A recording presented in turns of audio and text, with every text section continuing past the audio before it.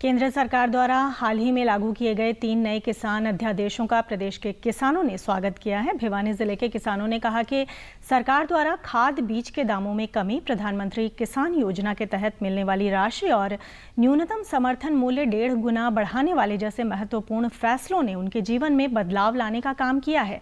किसानों ने कहा कि पहले उन्हें फसल बोने के लिए कर्ज लेना पड़ता था, परंतु अब प्रधानमंत्री किसान सम्मान निधि योजना के तहत सहायता राशि मिलने पर वे अपनी फसल की बुआई बगैर कर्ज लिए कर पा रहे हैं। उन्होंने कहा कि नए अध्यादेशों के आने के बाद अब वे अपनी फसल को ओपन मार्केट में बेच सकेंगे।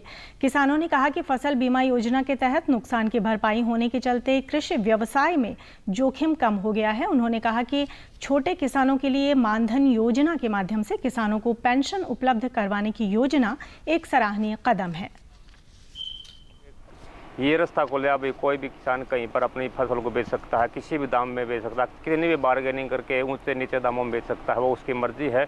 ये उन्होंने एक बढ़िया बेहतरीन मौका दिया किसान को। अब से पहले हमारे किसानों के लिए, हमारे किसानों की जो फसल किसान उगाते थे उनके मूल्य और दाम आड़ती और एजेंसियाँ ही तय करती थी, लेकिन अब किसान को पहला मौका मिला है, हम किसानों को पहला मौका मिला जब अपनी फसलों के दाम खुद तय कर सकेंगे। ये बहुत फायदेमंद है, क्योंकि पहले मेहनत बहुत ज़्यादा करनी पड़ा करती, खर्चे भी ज़्यादा बढ़िया करते, लेकिन जो हमारा मूल्य था ना वो बिल्कुल नहीं था, खर्चा नहीं निकला करता।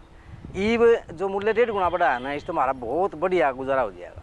जो पहले हमें फसल बिजाई करने खातर हमने साहूकार से मंडी में तय या आड़ती में पैसे उठाने पड़ा करते या बैंक तय वो बिजाई करने खातर, लेकिन सरकार की न है भाजपा सरकार ने किसान की जो नीति बनाई, किसान में तो मार 2-2 हज़ार रुपये आई जी खाते में 3 बारी करके 6 हज़ार आ गया, जिसमें हमने हर फसल में बोर माथा नहीं हुई।